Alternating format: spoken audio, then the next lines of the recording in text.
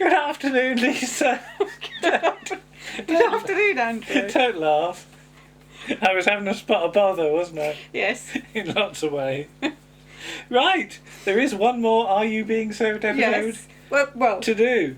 that's not Grace and Favour. It's not Grace and Favour. Or Are You Being Served Again, as it's known in America. So, you can't teach a new dog old tricks from August 2016. Yes, and it was part of the sitcom 60th celebration. So part of a celebration of Yeah. BBC Sitcoms. sitcoms. It says the 28th of August on Wikipedia. You said it said the 29th on... Yeah, well, because you can't actually buy this on DVD or anything You've like got that. it... So I've got it as a download from Google Play. Or as I wrote down, Ghoul Play Movies. Okay, Ghoul. Like it comes from Ghoul. Yeah. So that was probably when it was released. Yes. So first of all, hello to John Chalice. yes, hello John. Because we've sent him a link to this. And hopefully John will pass it on to Darren Litton as well. I don't know. Yes, and if that's not how you say your name, we're really sorry. Litton. Well, not Litton. So, we're in widescreen. And the set It's pretty much is pretty good, isn't it? But then from what we hear, It cost a penny or two, didn't it? So it should be. But yeah, I don't know whether the plans exist at the BBC in the sort of written archives. Yeah, or whether they just... I don't know how much design information was actually available, because later on Mr. Rumbold's office is noticeably different, isn't it? Yeah. But the actual shop floor is pretty much there. Is all there, and we get the nice sort of opening, just camera movement that we're very used to. So in many ways it does feel like a continuation. There are bits where it doesn't. Yeah, the frame rate, of course, means it doesn't quite look the same as 2-inch Well, I think the videotape. frame rate on this as well, because it doesn't help because it's a download. Yeah, it was not well. great, but there isn't any other way of getting it. So. But enter what we later find is Mister Conway, who starts looking in a full-length mirror. Yes. And Mr. Humphreys declares that he's a thing of beauty. Yes. Now, shall we sum up the sort of performances at the end? We'll just go through... Yeah, it's up to you, we can do. We'll just go through what actually happens first. But he says to Mr. Conway, you're like me, aren't you? So, meaning he's got a narrow waist. Yes. Because he says the women on his side of the a bit family are a bit hippie. Well, his mother isn't. Well... Given that John Inman played his own mother. But this isn't John Inman, this is Jason Watkins. Yeah. Who is currently playing Harold Macmillan. Not Harold Macmillan, Harold Wilson. Harold Macmillan? Harold Wilson in the that crowd. old. No, he's playing Harold Wilson in the crowd. Yeah, I know, but he's not Macmillan. Yeah. But he says about... So, we should do the klaxon for, like, phrases and things. Yes. So, yeah, the sleeves ride up with where is there. Captain Peacock gets involved as well, doesn't he? And he says our double-breasted suit is classic. And Mr. Conway, whose full name is Richard. Yes. Now, Richard Conway, I'm sure, is he's a designer. It's a BBC visual effects bloke. Yeah, visual effects, yes. Yeah, yes. He did the Cyberman, didn't he? I need to look him up, but he's certainly sort of early Tom Baker-ish era. I'm sure he did the 80s Cyberman. No. Or was that somebody else? That's Richard Gregory. Oh, okay. That's Richard Gregory. Richard? No, Richard Conway is sort of Robots of Death era. Yeah. That's not early Tom Baker, that's sort of... Well, it's early-ish. Tom Baker. Yeah. Round about Seeds of Doom period as well, funnily enough. But yes, apparently Mr. Conway, it's his jacket, and he says he's come to work here. Yes. And Captain Peacock's confused because he would know if he was under him. And then there's some banter about, well, would he be under Mr. Humphreys or technically under Mr. Granger? So this is all very familiar in terms of the phraseology used. Yeah. It's been done by somebody who's certainly very familiar with Are You Being Served, or has watched an awful lot of it to get the phraseology. Yes. Yeah, there's the rhythm in some of the speeches which is recognisable. Yeah. So Mr. Granger. Now, this is the thing. Mr. Granger has come back from retirement So this is 1988. Yes. Well, we have to assume that Mr. Granger is in his 70s. Yeah, because he's already been threatened with retirement in the clock. Yes. Isn't he? So he's gone and come back, which is he's not unheard of. Even to this day, people do sometimes come back, don't they? So, yeah. So he's got to be measured for his inside leg or something, hasn't he? So Mr. Granger is assigned to it, as Mr. Humphreys tends to make a meal of it. Yeah, and he winks at Miss Brahms, doesn't he? Because we were saying about how old is Miss Brahms meant to be, and it roughly fits in. Actually, it does. Because in the last series, in 1985, Wendy Richard would have been around 42. Yeah. And the actress that plays Miss Brahms in this, Nikki Wardley, is around 43. Yeah. So though she doesn't look it. No. That's interesting, because Miss Brahms seems to be being played a bit younger. Yeah. But because you've got Mr. Granger, it does evoke the early period of the show when, of course, Miss Brahms is younger. Yes. So she thinks that he's fit, and Mrs. Slocum says that Daley Thompson or Jimmy Connors is fit. Yes. And she doesn't know who Jimmy Connors is. And to use the correct vernacular, he's dishy, actually. And she remembers, going to Wimbledon in 1977 when he caught one of his balls. She caught one of his balls. When she caught one of his balls. Yeah. But apparently you can't get that close to him these days. So Miss Brahms is told to wipe down surfaces with a cloth, and she finds some cloths, but these are perfumed intimate lady wipes. Now we have to say that some of the humour does get a bit nearer the knuckle. Yes, it's a little bit nearer to the knuckle than it would have been in the original series, but that is how times have moved. But again, that's an audience thing, isn't it? That you can do more of this. So. Mr. Granger wants to know where Stephen is. Apparently he doesn't play golf or any sports. But interestingly, it's Mr. Granger who complains about Mr. using the Mr. this, that and the other. And because normally he's quite a stickler for that sort of thing. But maybe his time off has mellowed him a bit. But he keeps having to be reminded that it's 1988. 8! Yes. And he favours a more relaxed approach. At the bridge club, he's known as Flash. So there you go. But Mr. Rumbold's office, which has got a sort of circular window now. It actually looks like one of the sets, and I can't remember if it's the American one or the Australian one, but one of those of the remake of Open Stuff has the half moon window. Okay, but apparently Mr. Conway was hired at his sister's barbecue. And I noticed the reference to the Spanish Jolly in 1977. Yeah.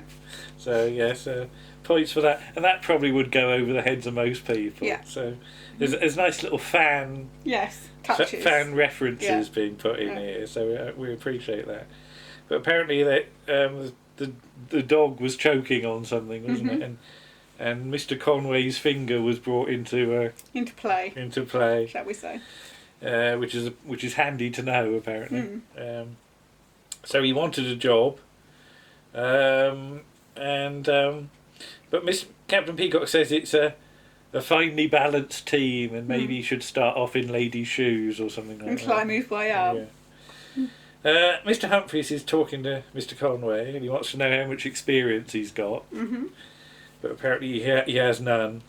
That's in terms of working on the shop floor, we should say. Mr. Humphreys was once a member of the Wobbly Wand Club. Now that's an absolute line that I could hear being said at any point during the series, so that fits in really well. It does. Apparently he had a floating ball that impressed people. The other boys, to be precise. The other boys, Mr. Conway wants to know, is she married? And there's a two-shot of the ladies, and one he points out is older than me, and one is older than everyone. Which fits in with the continual thing about Mrs. Slocum's age. Yeah, and again a little reference to Mr. Lucas as well. And Mr.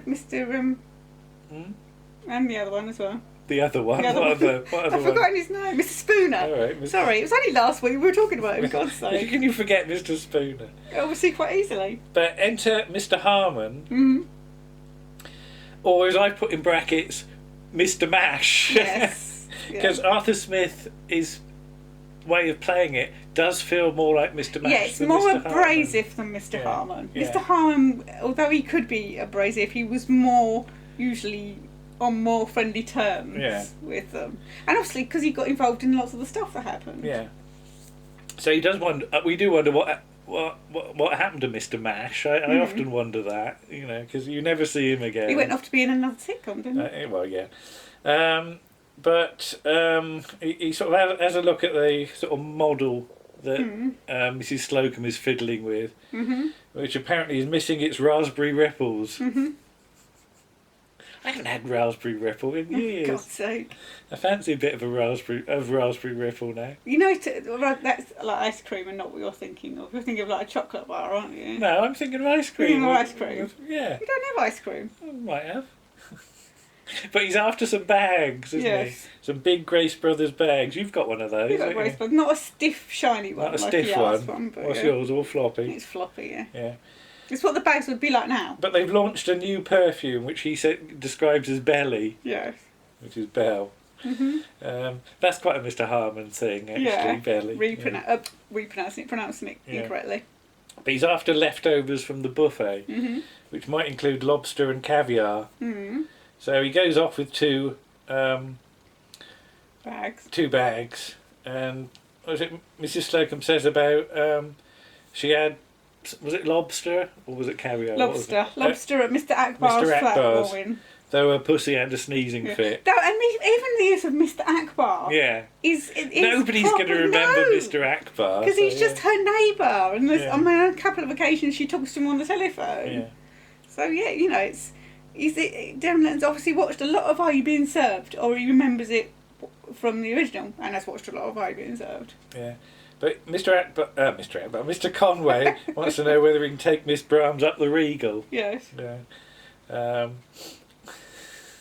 But yeah, call me Miss Brahms, she says. Because he calls her Shirley. Because he calls her Shirley. Yeah.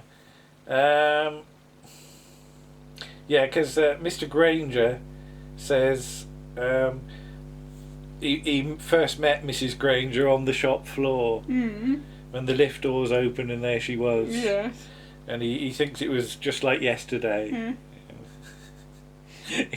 He wishes it was tomorrow because he'd take the bloody stairs. Yeah, but he's doing this sort of thing, holding his lapels. Yeah, he's got the whole.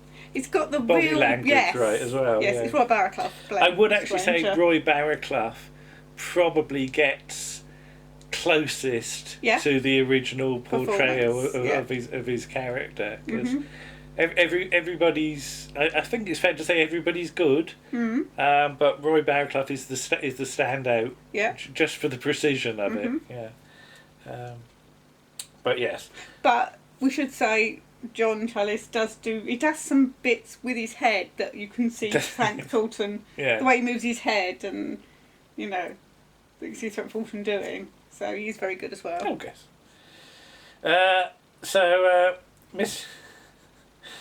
Mr. Rumbold's secretary, we find out is called Miss Croft. Yes. And there's another secretary that's called Miss Lloyd, which is their Darren Lenton's tribute to Jeremy Croft. So Jeremy Lloyd and she's Jeremy going Croft. off, but she asks if Mr. Rumbold fancies a role. Yes. Yeah. Mr. Grace comes in. And it's a proper young Mr. Grace. Yeah. Because he's young. And he's the grandson of young Mr. Grace, isn't the original young Mr. Grace. And he's determined to bring the sort of store into the 80s. Though they're running out of the 80s, it's going to nearly be the 90s. Yes. And he's got an Amstrad computer for Mr. Rumbold. I wanted a close up of that because I wasn't sure it was an Amstrad computer. It probably wasn't, but they probably couldn't find an Amstrad. I'm trying to think what Amstrads looked like in 1988, but I'm sure they've done their research. All that anybody's looking at is an old computer with a big 5-inch slot for the floppy disk. Yeah. But he hasn't plugged it in yet. And it was £399, which sounds about right. Apparently, this Mr. Grace has been here 3 years. So, again, that fits. So if he takes over basically at the end of the last season, then that works. Because we've not actually seen. You don't see which Mr. Grace it has been for a couple of years, have we? No. He's always on the phone. Because they wisely abandoned old Mr. Grace because he's a perv. So he wants to drag the first floor into the 20th century, and he approves of having Mister Conway. They say about Mr. Granger having retired, and there's a question mark over Captain Peacock as well. Yeah. And I'm going, no, don't get rid of Captain Peacock. Because the ship needs a captain. Yes. And then there's a line about. And there's a seaman joke. Yes. I keep meaning to do that joke at some point. Okay. Yeah. Not on Brandy Archives. The phone's going. Mrs. Slocum is fiddling with a bra. Miss Brahms takes it, and it's Mr. Akbar. And whatever has happened, Mrs. Slocum rushes off, doesn't she? He's all sort of hunched over as well. Yes. Trying to sort of not be seen, is it? Or something? Yeah. There's a man buying a deer stalker, and he's advised to keep his flaps up by Mr. Humphreys. Captain Peacock inquires whether he's free. And I just put applause as the audience. Yes. Because again, it's interesting. If this studio audience, who was in the studio audience? Yeah. How were they selected? Because you need people to recognise the lines to actually give the applause. Because I don't know what the sort of fan situation is with I being said. I do wonder as well whether if they'd shown them some other ones clips beforehand, especially of like I'm free. So there's a question for anyone involved. What was the warm up like for this recording? Yeah. And indeed, how did the recording actually go? Because I presume it was fairly straight run through. I don't know. Because with some of the other things that they did, like Hancock, and Till Death Us Do Part, there's a couple of shots where you can see the audience because it's done very minimalist on a stage. This obviously is more multi-camera stuff. Yeah, it's a bigger studio, isn't it? But I'd like to know. And the only bit I was going to say, when Mrs. Slocum has taken the telephone call, or just before, there's a whole shot of cuts from between her and Miss Brahms. Oh, very fast editing, which is very modern. Yeah. And that's the only thing that stands out for me a little bit, is that this is bang, bang, bang, bang, bang. Because you don't get that in multi-camera 80s stuff. No, fair enough. So, where are we? So, Captain Peacock asks about Mr. Humphrey's shoes. Apparently they're his mother's. Well, it's because he calls him over, and I was going to say he's walking funny, but in a different way. He's just we're walking pretty much the way he always walks. Really, he's quite a good imitation. He's breaking these shoes in because she's got a wedding to go to. Yes. You've got some new shoes, haven't you? You're breaking in. Yes. Yeah. Apparently they're a low kitten heel. Yeah, mine don't have kitten heel. What's a kitten heel? I don't know what that is. It's just a little heel. It's thicker than a stiletto, and it's just a different shape. So where's Mrs. Slocum? Not sure. Mr. Humphrey says they've had a run on deer stalkers. They sold one. Where's Mr. Conway? He's on his fag break, or as it should be called, a 10-minute optional recess, where he's having a fag. You could have fag breaks in 1988, couldn't you? Yeah. Can't have those now. No. The phone goes. Mr. Granger takes it. It's for Captain Peacock, and it's Mr. Rumbold. Yeah. Then Mr. Granger says his ears need syringing, and I'm sure that's a that is a Mr. Granger sort of thing.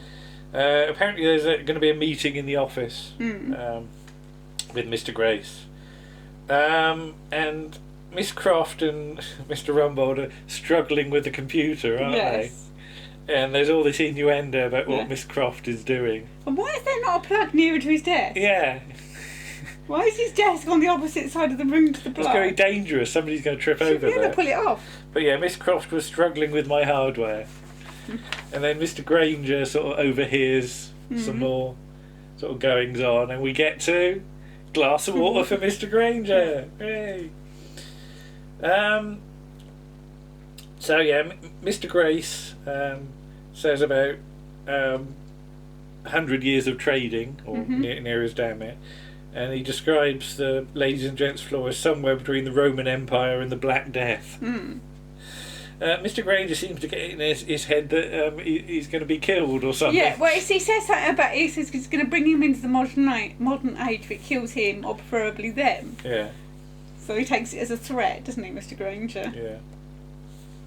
So, where's Miss Brahms' HOD? Well, she's not wearing one. I don't know what that's even meant to be. But it's gloriously silly. But she's on a recess or fag break, and Mr. Granger's now a bag of nerves, isn't yes. he? So yeah, Mr. Conway did what with a dog? He's got a customer. He's trying to sell some jeans to, isn't he? Yes.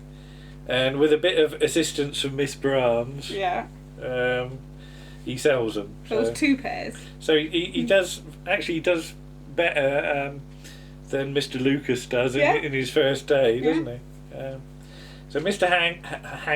Mr. Harmon appears with a bag of grub. Yes. Sorry. Mr. Humphreys isn't keen on seafood, is he? Captain Peacock, he's unsure as to whether to allow it. Mr. Harmon says he could throw it down the waist chute or his gullet. And there is a promotion for bazooka braziers. Braziers? Although we don't actually really see it, they're just sort of lurking in the background. They are, aren't yes. they? Yes. Back in. There's no point of display model that explodes. I think they should have been. Twiddles round too much or something. Yeah. Probably didn't have the budget. So then Captain Peacock starts choking. And Mr. Conway's ready. Yeah. With it, well, he doesn't use his finger. He does the Heimlich manoeuvre. But he does the Heimlich manoeuvre and sort of jerks Captain Peacock from behind several times. Mr. Grace comes in and sees all this. And Captain Peacock says it's a first aid demonstration. And he says about the 3 Ds, wasn't it? Diligent, duty, and what's the last one? I don't know. You wrote it down. Well, there's some D's. Yeah. Oh, dearie me. No, I don't know. I should have written that bigger. And just as he's saying about this, Mrs. Slocum... Oh, dignity, isn't it? Dignity, that's it, dignity. And to demonstrate the dignity, Mrs. Slocum comes out of the lift covered in... sewage. Effluence. I did write another word that started with S and was shorter than sewage. It's the creature from the Black Lagoon. But Mr. Akbar explained that the main waste outlet has been bunged up with intimate lady wipes, and there was an explosion in the flats. So she's definitely in the flats. She hasn't got this house that she supposedly had at one point, and needs a whole bottle of Vosine to clean her pussy. And Mr. Conway finds all these pussy references very, very funny. Yeah, he's just laughing a lot. Because she wins prizes when she shows her pussy. So she goes off to fulfil her ablutions. And heads are going to roll. And Mr. Grace says maybe heads are going to roll. But Mr. Granger's still lamenting the appalling state a pussy must be in. And just shouts, pull yourself together to Mr. Conway. Yeah. Mr. Humphreys wants his recess to go off and do his shoes. A customer comes in to buy more jeans. Mr. Conway is asked whether he's free, and that's the end of the episode. Yes. I was expecting another scene. I'd forgotten it ended there, to be honest. I thought we might get another scene. And it's quite a lot packed into sort of 29 minutes. Well, that's the thing. For what may or may not have been a pilot for a future episode, it's a really hard future series. It's a really hard thing to get as much stuff in there and have a plot as well. And develop the characters enough. And get the characters, give everybody something to do. And introduce a new character. Yeah. So it's a really, really difficult sort of brief to do, I think. And had it gone to a series, I think it would have been very interesting. Yes. Because as I mean, we covered this on our very first podcast briefly, didn't we? We did. And what I said then sort of applies now, that I think Are You Being Served, and we've watched the whole lot. Yes. That there's a lot of plots you can do just by having a new customer come in or something like that. Yeah, because you've got customers coming in all the time. You've got the interaction between all the different members of the team. So yeah, I would certainly like to have seen more from this stable, just to see where it would have gone. And how it would have developed. And I'd love to know whether there were any vague ideas for plot lines even jotted down. If there's a piece of paper that anyone can produce, just put it on Twitter, because we'd love to see it. I'd love to see a bit more, because I know very little about the production of it. That's the thing. It's daft in a way that the BBC decided to go for the Porridge reboot, because I think they misinterpreted how people would take to a new sort of version of that, with somebody who was in prison for what was a white collar crime, which was computer fraud. But now attitudes have changed, and people aren't as sympathetic to that kind of character anymore. So it didn't work in the same way. Or maybe it was the character. Maybe the character wasn't likeable enough. Or I mean, what excuse me.